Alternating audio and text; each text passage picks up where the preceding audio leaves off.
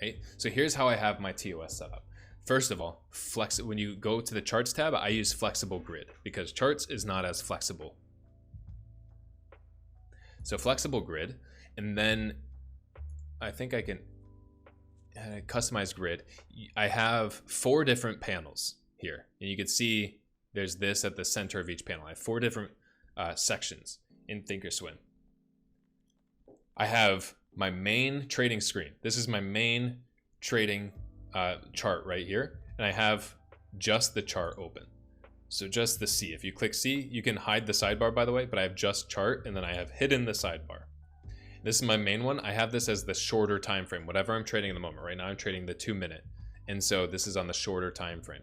And then below that, I have a longer time frame to see the bigger picture of the stock that I'm actively trading. Right now it's the 5-minute. Same thing, except for it's squeezed down. With flexible chart, you can move your charts up and down like this. You just grab until you see these arrows between, and you grab it and move it where you want. I have it, if you're really wanting to be specific, and I'm a little OCD, I have it right next to this gray and black line. You see where these meet, right where this line is, and goes across. That way it's a nice clean line going across the whole thing. And then this in the bottom right corner, this is Active Trader AT. And this lets you buy and sell really easily, change your share size really easily. So if you're using hotkeys, you can quickly change your share size and then buy and sell with your hotkeys. And then I have the level 2, of course, up here in the top right.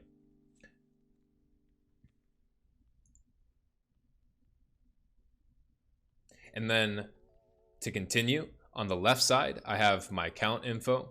I don't usually have it open unless I'm like actively trading in a small account challenge or something, and I want you all seeing my buying power, my capital, and I'm sharing that with you all. And then I have live news for whatever stock I'm using. And then this concludes 3 important things, right? Live news and the 2 charts. On the live news and the 2 charts, right next to the ticker symbol, there's this button here that you can click to link. And so there's 9 different options here, different colors or numbers, and I have them all linked. So everything is the number 1. This chart is the number 1. This chart is the number 1. So when I drag in for my watch list, or I type in a new stock, the news and both charts change automatically. 𝗬𝗄, this is ThinkorSwim by TD Ameritrade. That's what I use to trade.